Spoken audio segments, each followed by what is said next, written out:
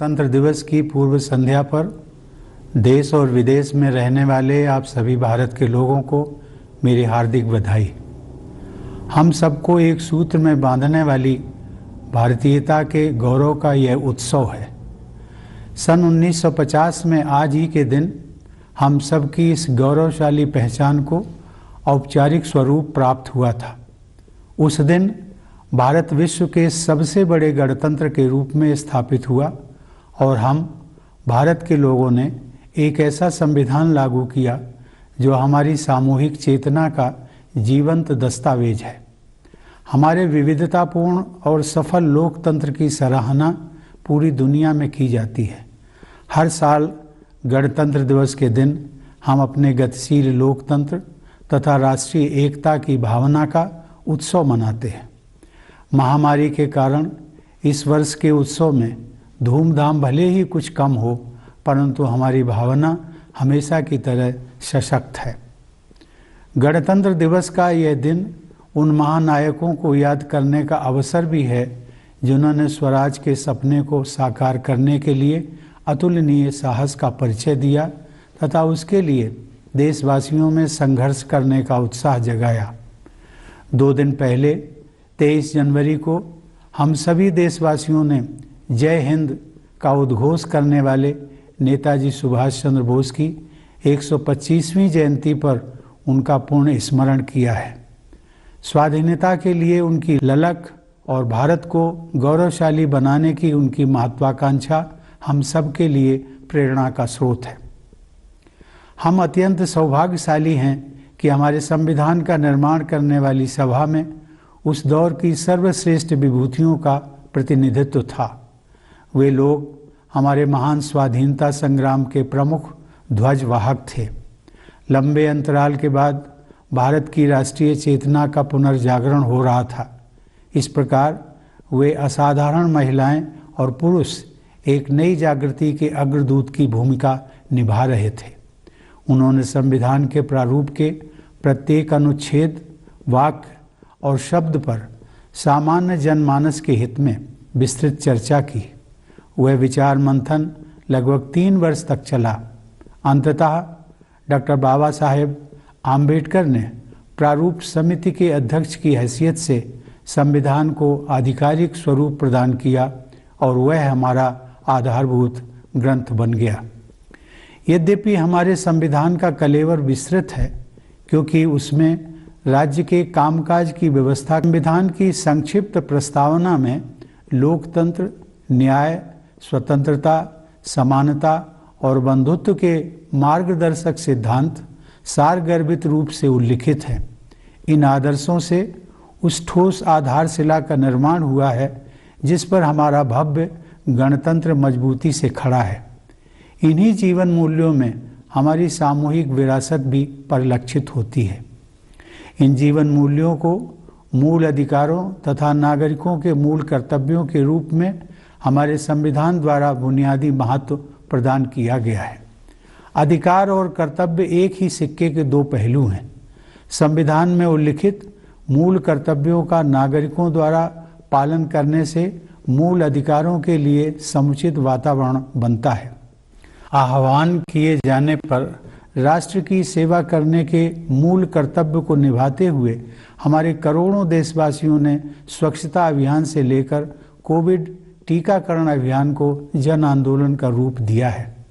ऐसे अभियानों की सफलता का बहुत बड़ा श्रेय हमारे कर्तव्यपरायण नागरिकों को जाता है। मुझे विश्वास है कि हमारे देशवासी इसी कर्तव्य निष्ठा के साथ राष्ट्र हित के अभियानों को अपनी सक्रिय भागीदारी से मजबूत बनाते रहेंगे।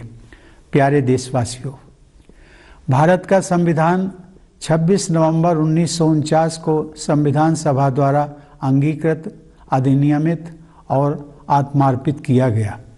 उस दिन को हम संविधान दिवस के रूप में मनाते हैं।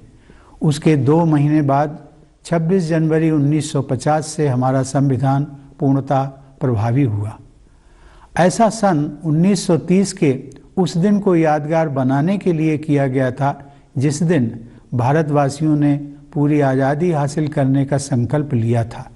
सन 1930 से 1947 तक हर साल 26 जनवरी को पूर्ण स्वराज दिवस के रूप में मनाया जाता था। अतः यह तय किया गया कि उसी दिन से संविधान को पूर्णतः प्रभावी बनाया जाए। सन 1930 में महात्मा गांधी ने देशवासियों को पूर्ण स्वराज दिवस मनाने का तरीका समझाया था। उन्होंने कहा था, चूँकि हम अपने ध्येय को अहिंसात्मक और सच्चे उपायों से ही प्राप्त करना चाहते हैं और यह काम हम केवल आत्मशुद्धि के द्वारा ही कर सकते हैं, इसलिए हमें चाहिए कि उस दिन हम अपना सारा समय यथाशक्ति कोई रचनात्मक कार्य करने में बिताएं। यथाशक्ति रचनात्मक कार्य करने का गांधी जी का यह उपदेश सदैव प्रासंगिक रहेगा। उनकी इच्छा के अनुसार गणतंत्र दिवस का उत्सव मनाने के दिन और उसके बाद भी हम सब की सोच और कार्यों में रचनात्मकता होनी चाहिए। गांधी जी चाहते थे कि हम अपने भीतर झांक कर देखें, आत्मनिरीक्षण करें और बेहतर इंसान बनने का प्रयास करें और उसके बाद बाहर भी देखें, लोगों के साथ सहयोग करें और एक बेहतर भारत तथा बेहतर विश्व के निर्माण में अपना योगदान करें। प्यारे देशवासियों, मानव समुदाय को एक दूसरे की सहायता की इतनी ज़रूरत कभी नहीं पड़ी थी जितनी कि आज है। अब 2 साल से भी अधिक समय बीत गया है, लेकिन मानवता का कोरोना वायरस के विरुद्ध संघर्ष अभी भी जारी है। इस महामारी में हजारों लोगों को जान से हाथ धोना पड़ा है। पूरे विश्व की अर्थव्यवस्था पर आघात हुआ है। विश्व समुदाय को अभूतपूर्व विपदा का सामना करना पड़ा है। नित्य नए रूपों में यह वायरस नए संकट प्रस्तुत करता रहा है। यह स्थिति मानव जाति के लिए एक असाधारण चुनौती बनी हुई है। महामारी का सामना करना भारत में अपेक्षाकृत अधिक कठिन होना ही था।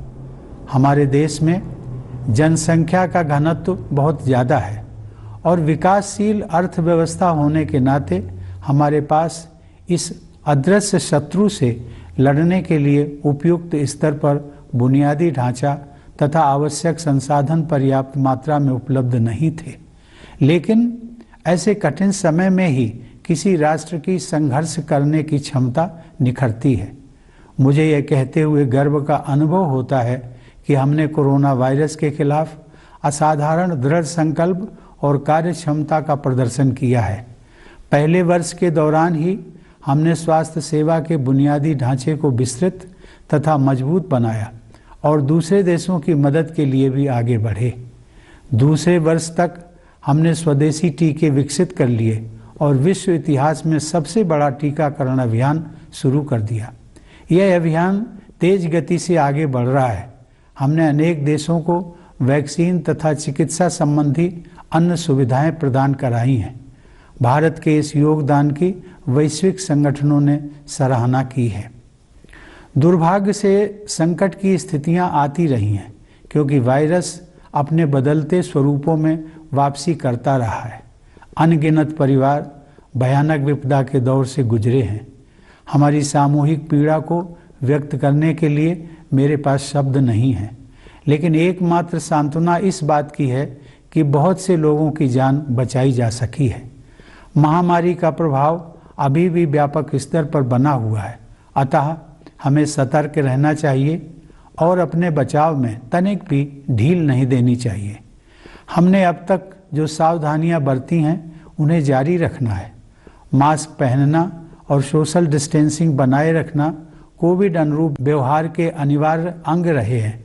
कोविड महामारी के खिलाफ लड़ाई में वैज्ञानिकों और विशेषज्ञों द्वारा बताई गई सावधानियों का पालन करना आज हर देशवासी का राष्ट्र धर्म बन गया है।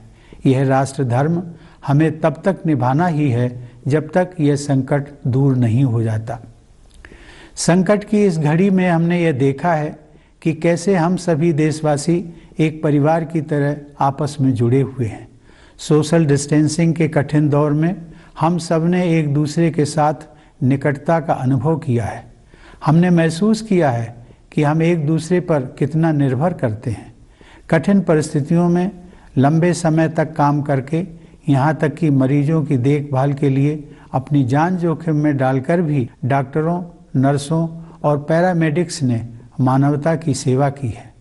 बहुत से लोगों ने देश में गतिविधियों को सुचारू रूप से जारी रखने के लिए ये सुनिश्चित किया है कि अनिवार्य सुविधाएं उपलब्ध रहें तथा सप्लाई चेन में रुकावट ना पैदा हो।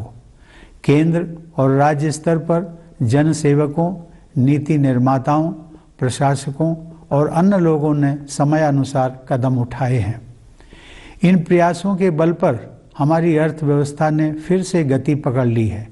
प्रतिकूल परिस्थितियों में भारत की दृढ़ता का यह प्रमाण है कि पिछले साल आर्थिक विकास में आई कमी के बाद इस वित्त वर्ष में अर्थव्यवस्था के प्रभावशाली दर से बढ़ने का अनुमान है। यह पिछले वर्ष शुरू किए गए आत्मनिर्भर भारत अभियान की सफलता को भी दर्शाता है। सभी आर्थिक क्षेत्रों में सुधार लाने और आवश्यकता अनुसार सहायता प्रदान करने हेतु सरकार निरंतर सक्रिय रही है। इस प्रभावशाली आर्थिक प्रदर्शन के पीछे कृषि और मैन्युफैक्चरिंग क्षेत्रों में हो रहे बदलावों का प्रमुख योगदान है। मुझे यह जानकर प्रसन्नता हुई है कि हमारे किसान, विशेषकर छोटी जोत वाले युवा किसान, प्राकृतिक खेती को उत्साहपूर्वक अपना रहे हैं। लोगों को रोजगार देने तथा अर्थव्यवस्था को गति प्रदान करने में छोटे और मझोले उद्यमों ने महत्वपूर्ण भूमिका निभाई है। हमारे इनोवेटिव युवा उद्यमियों ने स्टार्टअप इकोसिस्टम का प्रभावी उपयोग करते हुए सफलता के नए कीर्तिमान स्थापित किए हैं। हमारे देश में विकसित, विशाल और सुरक्षित डिजिटल पेमेंट प्लेटफॉर्म की सफलता का एक उदाहरण यह है कि हर महीने करोड़ों की संख्या में डिजिटल ट्रांजैक्शन किए जा रहे हैं। जन संसाधन से लाभ उठाने यानी डेमोग्राफिक डिविडेंड प्राप्त करने के लिए हमारे पारंपरिक जीवन मूल्यों एवं आधुनिक कौशल के आदर्श संगम से युक्त राष्ट्रीय शिक्षा नीति के जरिए सरकार ने समुचित वातावरण उपलब्ध कराया है। मुझे यह जानकर प्रसन्नता हो रही है कि विश्व में सबसे ऊपर की 50 इनोवेटिव इकोनॉमीज में भारत अपना स्थान बना चुका है। यह उपलब्धि और भी संतोषजनक है कि हम व्यापक समावेश पर जोर देने के साथ साथ योग्यता को बढ़ावा देने में सक्षम हैं।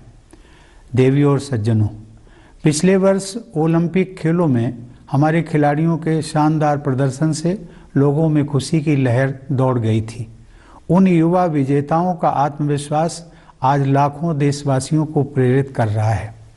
हाल के महीनों में हमारे देशवासियों द्वारा विभिन्न क्षेत्रों में अपनी प्रतिबद्धता और कर्मठता से राष्ट्र और समाज को मजबूती प्रदान करने वाले अनेक उल्लेखनीय उदाहरण मुझे देखने को मिले हैं। उनमें से मैं केवल 2 उदाहरणों का उल्लेख करूंगा। भारतीय नौसेना और कोचीन शिपयार्ड लिमिटेड की समर्पित टीमों ने स्वदेशी व अति आधुनिक विमानवाहक पोत IAC विक्रांत का निर्माण किया है, जिसे हमारी नौसेना में शामिल किया जाना है। ऐसी आधुनिक सैन्य क्षमताओं के बल पर अब भारत की गणना विश्व के प्रमुख नौसेना शक्ति संपन्न देशों में की जाती है। यह रक्षा के क्षेत्र में आत्मनिर्भरता की ओर अग्रसर होने का एक प्रभावशाली उदाहरण है।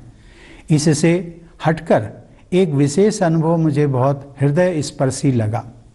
हरियाणा के भिवानी जिले के सुई नामक गांव में उस गांव से निकले कुछ प्रबुद्ध नागरिकों ने संवेदनशीलता और कर्मठता का परिचय देते हुए स्वप्रेरित आदर्श ग्राम योजना के तहत अपने गांव का कायाकल्प कर दिया है। अपने गांव यानी अपनी मातृभूमि के प्रति लगाव और कृतज्ञता का यह एक अनुकरणीय उदाहरण है।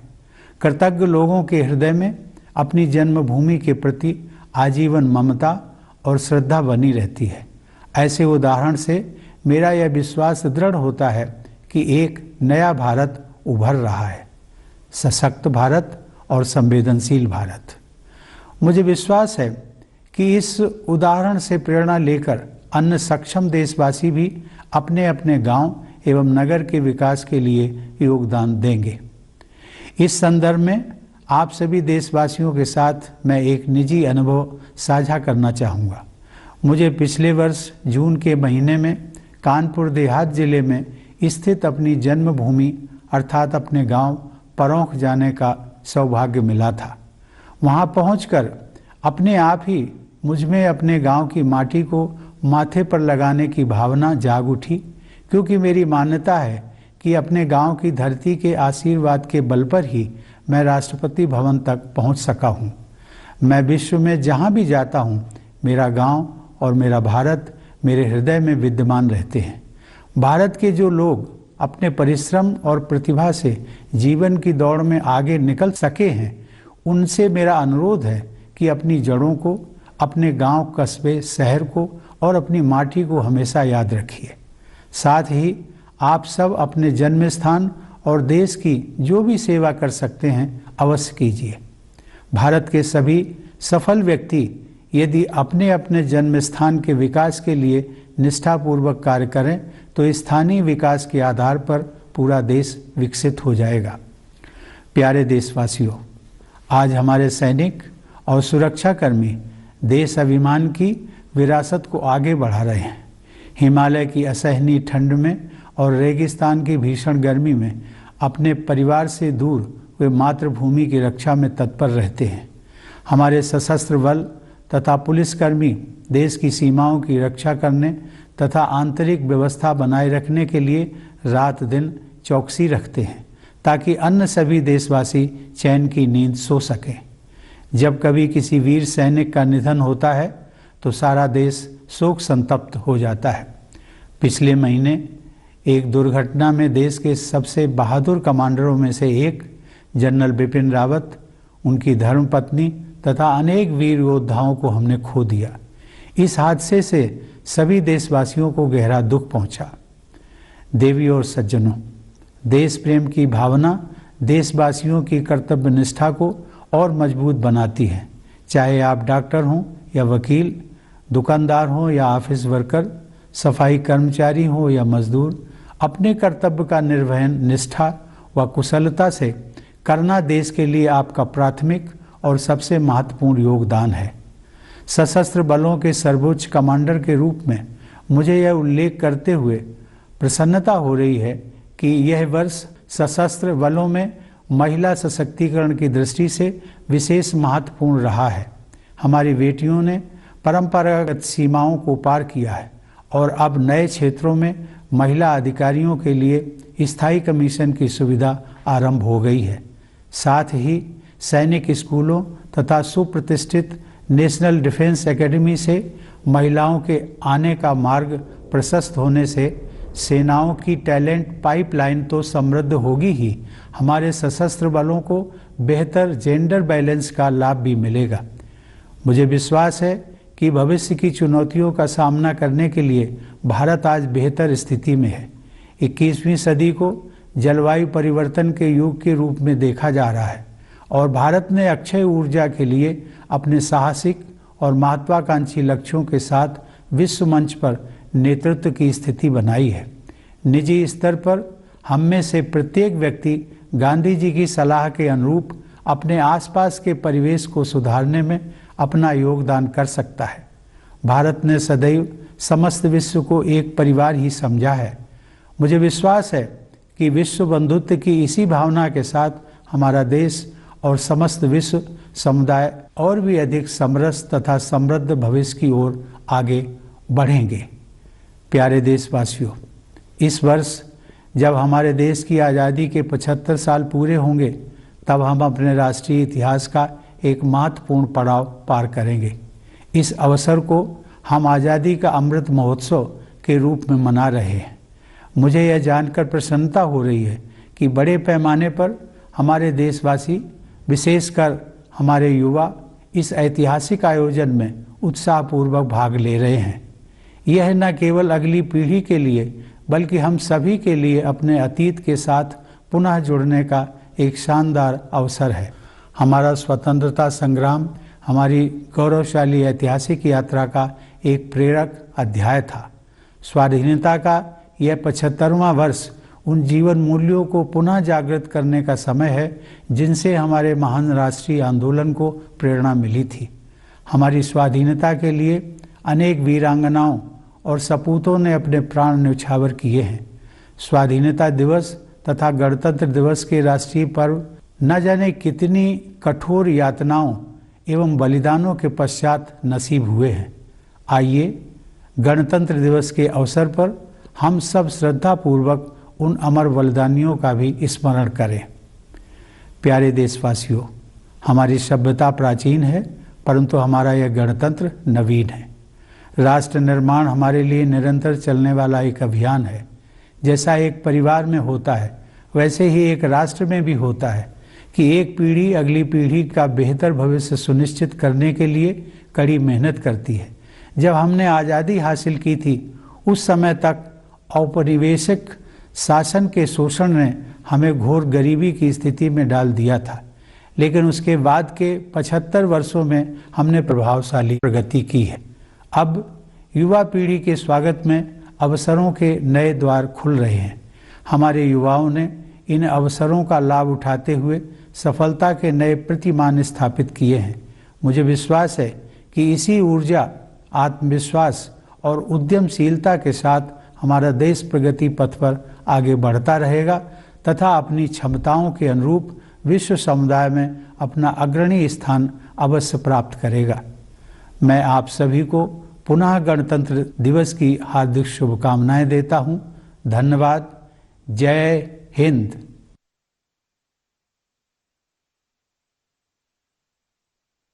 Dear fellow citizens, Namaskar. My heartiest greetings to all of you in India and abroad on the eve of the 73rd Republic Day. It is an occasion to celebrate what is common to us all, our Indianness.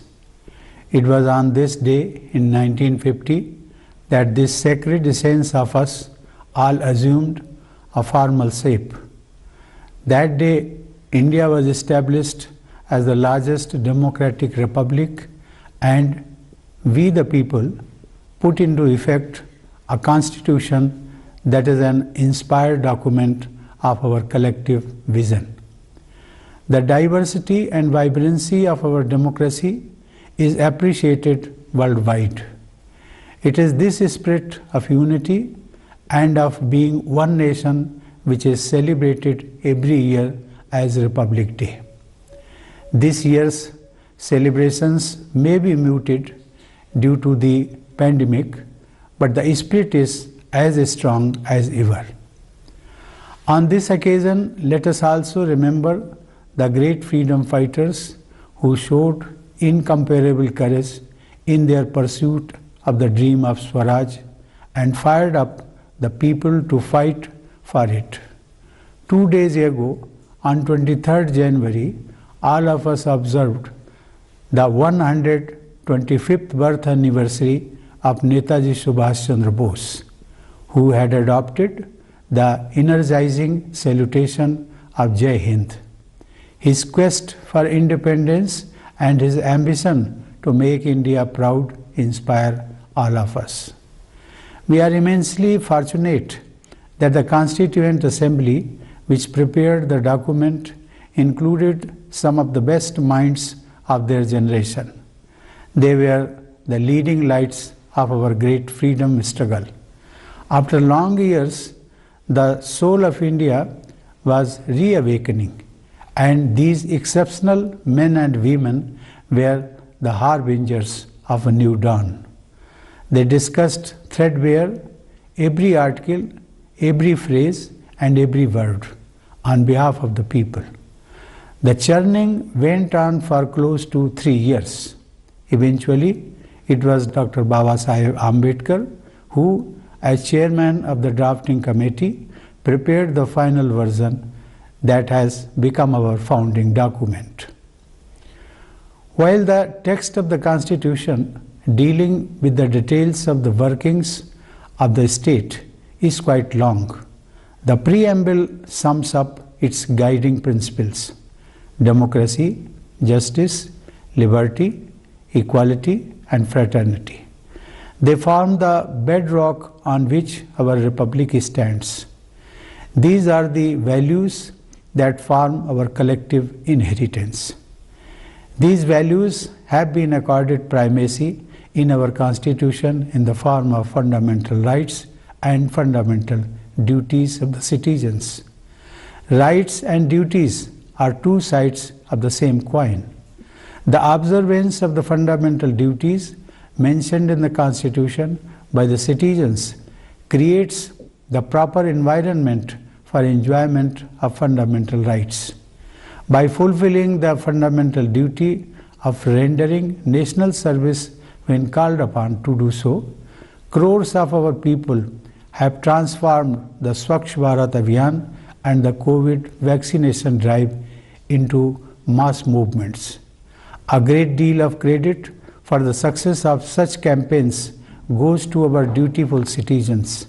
I am sure that our people will continue to strengthen the campaigns of national interest with their active participation and will demonstrate the same dedication.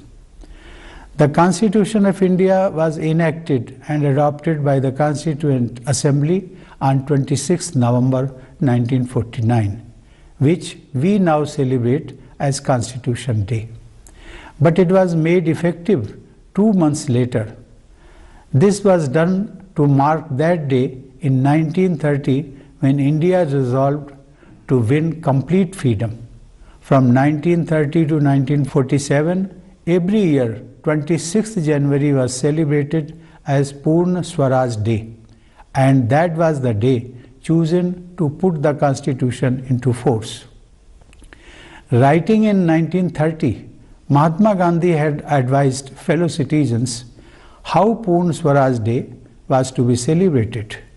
He had said, and I quote, "Remember that since we desire to attain our end by non-violent and truthful means only, we can do so only through self-purification.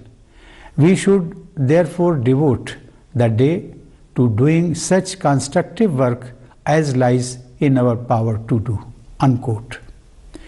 Needless to say, Gandhiji's advice is timeless. He would have liked us to celebrate the Republic Day in the same manner. He wanted us to look inside, introspect, and strive to become better human beings, and then also look outside, join hands with others, and contribute towards the making of a better India and a better world.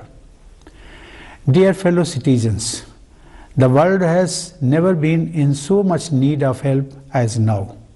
It has been over 2 years now, and humankind is still battling with the coronavirus.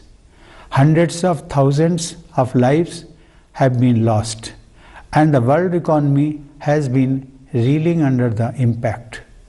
The world has suffered from unprecedented misery, and surge after surge of new variants have been posing new crises. It has been an extraordinary challenge to humankind. The pandemic management was bound to be all the more difficult in India. We have high population density, and as a developing economy, we did not have the level of resources and infrastructure needed to battle this invisible enemy. But it is only in such difficult times that the resilience of a nation shines forth. I am proud to say that we have shown an unmatched resolve against the coronavirus. In the first year itself, we raised the healthcare infrastructure and also reached out to help others. By the second year, we had developed indigenous vaccines and launched the world's biggest vaccination drive in history. The vaccination drive is progressing at a quick pace in our country. During the pandemic, we have reached out to several other countries with vaccines and other medical help. This contribution by India has been appreciated by international organizations. There have been setbacks, unfortunately, as the virus makes a comeback with new mutations. Countless families have gone through a harrowing time. There are no words to express our collective trauma. The only saving grace is that many lives could be saved. As the pandemic is still widespread, we must remain alert and not let our guard down. The precautions we have taken till now have to be continued. Wearing masks and maintaining social distancing have been essential parts of COVID-appropriate behavior. In the fight against the COVID pandemic, it has now become a sacred national duty of every citizen to follow the precautions suggested by our scientists and experts. We have to discharge this duty till the crisis is behind us. A time of crisis has also made us appreciate how we all Indians are connected as one family. The time of social distancing has brought us close to each other. We have realized how much we depend on each other. Doctors, nurses, and paramedics have risen to the challenge, working long hours in difficult conditions, even at the risk of their lives, to attend to patients. Others have kept the nation moving, managing supply chains and utilities. The leadership, policymakers, administrators, and others at the central and state levels have made timely interventions. Due to such interventions, the economy is on the move again. It is a testimony to India's spirit in the face of adversity that the economy is projected to grow at an impressive rate in this fiscal after going through contraction last year. This shows the success of the Atmanirbhar Bharat Abhiyan launched in the previous year. The government has shown relentless focus on reforming every economic sector and providing a helping hand wherever necessary. The impressive economic performance is made possible due to improvement in the agriculture and manufacturing sectors. I am happy to note that our farmers, especially young farmers with small holdings, are enthusiastically adopting natural farming.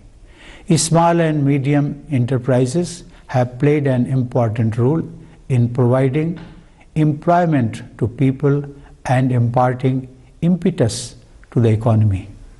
Our innovative young entrepreneurs have set new benchmarks of success by making effective use of the startup ecosystem. It is a testimony to the success of our country's massive and robust digital payment platform that millions of digital transactions are being done every month. To reap the demographic dividend, the government has created the right environment with the national education policy that makes a perfect blend of traditional values and modern skills. It is gratifying to note that India has found a place among the top 50 innovative economies.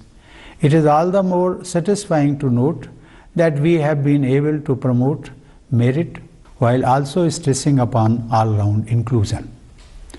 Ladies and gentlemen, in the past year, our sports persons also brought cheers as they made their mark at the Olympics. The self-confidence of these young champions inspires millions today. In the recent months, I have witnessed remarkable examples of our people strengthening the country and the society through their commitment and action in diverse areas. However, I will mention only two such instances. The dedicated teams of the Indian Navy and Cochin Shipyard Limited have built an indigenous state-of-the-art aircraft carrier IAC Vikrant, which is to be inducted into our Navy.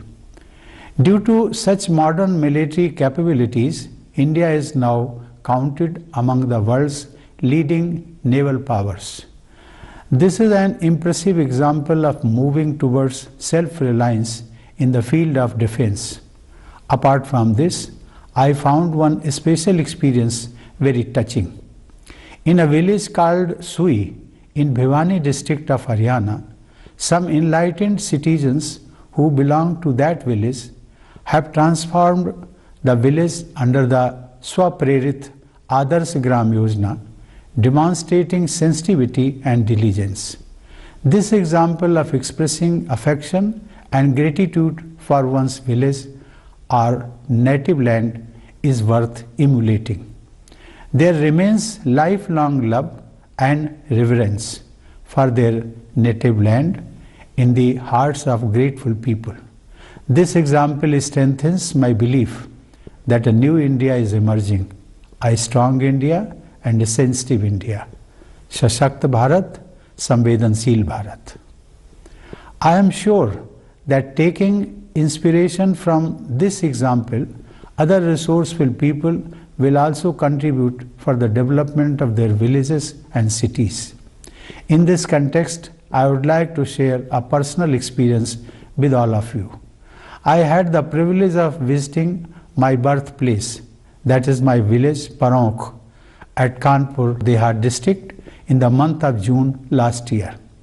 On reaching there, I naturally felt the urge to express respect for the sacred soil of my village and applied it on my forehead, because I believe that I have been able to reach Rashtrapati Bhavan only due to the blessings of my village. Wherever in the world I may be, my village and my country remain in my heart. I request the people of India who are successful in life due to their hard work and talent to always remember their roots, their village, town or city.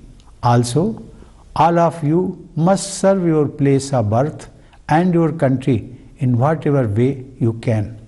If all the successful people of India work sincerely for the development of their birthplaces, then the whole country will benefit from the outcome of such local development.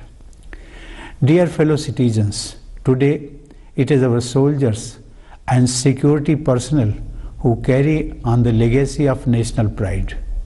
In the unbearable cold of the Himalayas and in the excruciating heat of the desert, far away from their families, they continue to guard the motherland. It is thanks to the constant vigil of the armed forces securing our borders and the police personnel maintaining internal security within the country that their fellow citizens enjoy peaceful life. When a brave soldier dies on duty, the entire country feels sad. Last month, in an unfortunate accident, we lost one of the bravest commanders of the country, General Bipin Rawat, his wife, and many brave soldiers. The entire country was deeply saddened by the tragic loss. Ladies and gentlemen, patriotism strengthens the sense of duty among citizens. Whether you are a doctor or a lawyer, a shopkeeper or office worker, a sanitation employee or a laborer, doing one's duty well and efficiently is the first and foremost contribution you make to the nation. As the Supreme Commander of the Armed Forces, I am glad to note that it has been a watershed year for women empowerment in the armed forces. Our daughters have broken a glass ceiling, and permanent commission has now been allowed for women officers in new areas. Also, the talent pipeline for the forces will be strengthened with women coming through Sainik schools and the prestigious National Defence Academy. Consequently, our armed forces will benefit from better gender balance. I am confident that India is better placed today to meet the challenges of the future. The 21st century is turning out to be the age of climate change, and India has taken a leadership position on the world stage in showing the way, especially with its bold and ambitious push for renewable energy. At the individual level, each one of us can remember Gandhiji's advice and help improve the world around us. India has always considered the whole world as one family. I am sure that inspired by this spirit of universal brotherhood, our country and the entire global community will move towards a more equitable and prosperous future. Dear fellow citizens, this year India will cross a milestone when it completes 75 years of independence. We are celebrating this occasion as Azadi Ka Amrit Mahotsav. It is heartening to note that our people, especially youngsters, are participating enthusiastically in a variety of events and programs organized to commemorate the landmark year. It is a great opportunity for not only the next generation but all of us to reconnect with our past.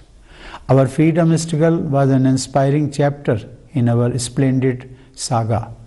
In this 75th year of independence, let us rediscover the values that animated our glorious national movement.